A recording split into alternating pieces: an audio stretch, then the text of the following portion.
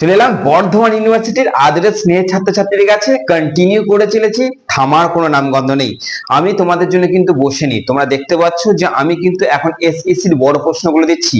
GE 2 marks এবং এসএসসির 2 মার্কসটাও upload হবে। এই বড় প্রশ্নের কাজটা কমপ্লিট করে দিই, তারপরে কিন্তু আমি সেগুলো দেওয়া শুরু করব। ওকে, তোমরা এখন জিই 2 মার্কস নিয়ে লাফালাফি করার দরকার নেই। আমি এসএসসির বড় প্রশ্ন দিয়ে দিই, সব এসএসসির বড় প্রশ্নগুলো দিয়ে দেওয়ার পর তারপর শুধু 2 মার্কসটা বাকি থাকবে। তারপর সেগুলো কিন্তু করাটা কোনো ব্যাপার নয়, কারণ 2 মার্কস থেকে নাম্বার তো উঠবে ঠিক আছে, কিন্তু বড়গুলো তো করতে হবে।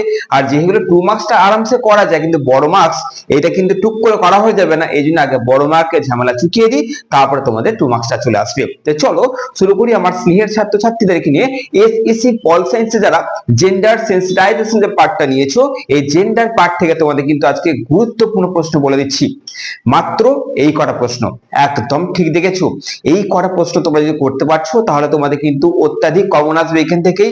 হ্যাঁ, এটা বলবো না যে সব কটা, কিন্তু অত্যাধিক কমন আসবে। আর এতটাই কমন আসবে যে তোমাদের তুলতে হবে 12 নম্বর। 12 নম্বর তোলা তো কোনো ব্যাপারই নয়, শর্ট কোশ্চেন যেহেতু আমি দিয়েই দেবো, তাই তোমাদের এই জেন্ডার পার্ট থেকে যে বড় প্রশ্ন দিলাম এইগুলো তৈরি করে নিচ্ছ। এখান থেকে তো অনেক নাম্বার উঠে যাবে। 2 নম্বর দেবো, সেখান থেকেও নাম্বার উঠে যাচ্ছে, কমন তো তোমরা 2 নম্বর থেকেও পাবে।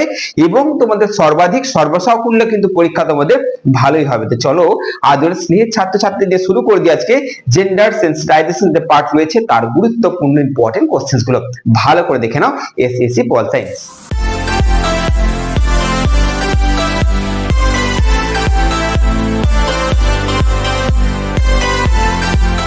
দেখো, তোমাদের প্রশ্নগুলো বলার আগে ভালো করে বলে দিই, প্রত্যেকটা প্রশ্ন ঘুরিয়ে দেবে।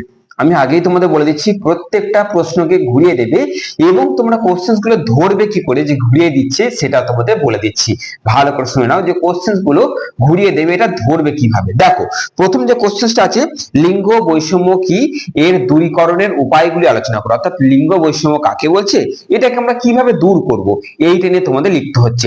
তাহলে কথা হচ্ছে যে লিঙ্গ বৈষম্য কি, দূর কি করে করবো, এই যে কোশ্চেন্সটা তোমাদের এইভাবে দেবে, লিঙ্গ বৈষম্য নিয়ে টিকা লেখো।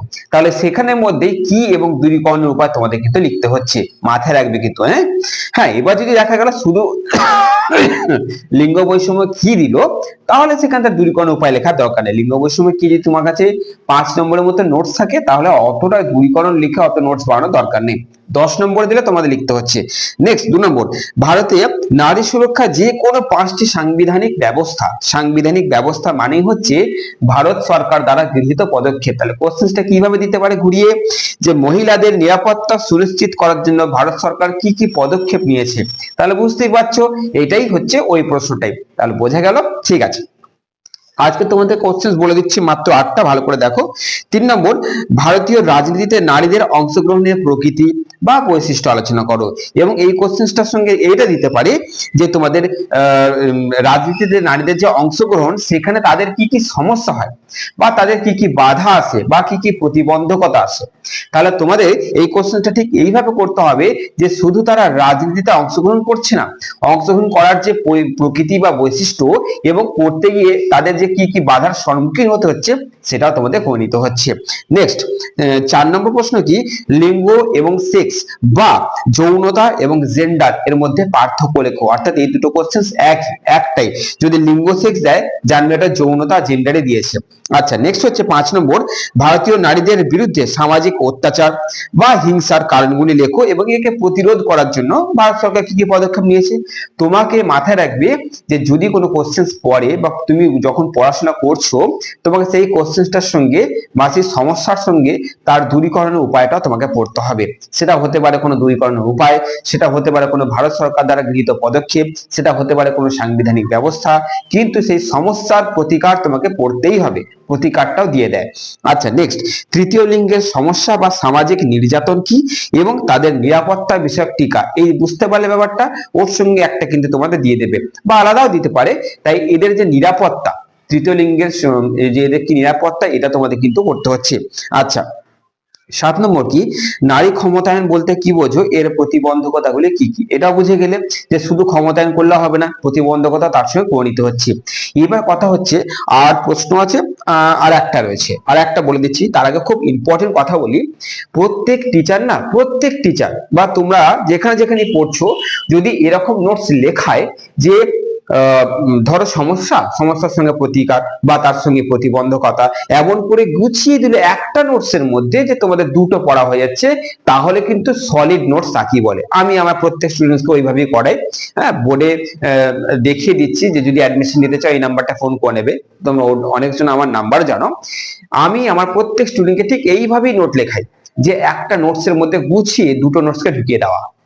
তাহলে কিন্তু তার সময়টা বাঁচলো এবং সে এতটাই বুদ্ধিমান যে সে ওইখান থেকে কিন্তু নোটস আলাদা করে যদি পরে বার করে নিতে পারবে। ওকে, তো এরকম করে যদি কোথাও নোটস লেখা, তাই সেই জায়গাতে অবশ্যই চোখ বন্ধ করে ভর্তি হয়ে যাচ্ছ। নোটস তোমাদের এখানে তো অবশ্যই পিডিএফ ফরম্যাটে দেওয়া হয়, বোঝানো হয়, এইগুলো নর্মাল হয়ে গেছে, যে কেউ পিডিএফ ফরম্যাটেই দেয়। বোঝানো বলো, পড়া ধরা বলো, পরীক্ষা নেওয়া বলো, সবকিছু আমাদের এখানে হবে। তো তোমরা নাম্বার দেখতে পাচ্ছ স্ক্রিনে, এই নাম্বারটা তোমরা যোগাযোগ করে নিচ্ছ, ব্যাস। ওকে, যদি অনলাইন ক্লাসে ভর্তি হতে চাও 6 সেমিস্টার থেকে, আর নাহলে করতে হবে না, ছাড়ো। আচ্ছা, নেক্সট হচ্ছে স্থানীয় স্বায়ত্তশাসন ব্যবস্থায় মহিলা সংরক্ষণের গুরুত্বপূর্ণ প্রভাবগুলি আলোচনা করো। কোশ্চেনটা কিভাবে ঘুরিয়ে দিতে পারে, যে তুমি কি মনে করো পঞ্চায়েত ব্যবস্থায় মহিলাদের সংরক্ষণের ফলে স্থানীয় সিদ্ধান্ত গ্রহণ প্রক্রিয়ায় মহিলাদের অংশগ্রহণ বৃদ্ধি পেয়েছে? কোশ্চেনটা একই, যে স্থানীয় স্বায়ত্তশাসন ব্যবস্থা বা পঞ্চায়েতি ব্যবস্থায় মহিলাদের যখন সুবিধা দিচ্ছি, সুবিধার ফলে তাদের কি অংশগ্রহণটা বাড়ছে, এটা কি মনে করো? বা সুবিধা দেওয়ার ফলে প্রভাব কি পড়ছে, এইটা তোমার লিখতে হবে। একই প্রশ্ন, দুটো কোশ্চেন কিন্তু উত্তর একই হবে।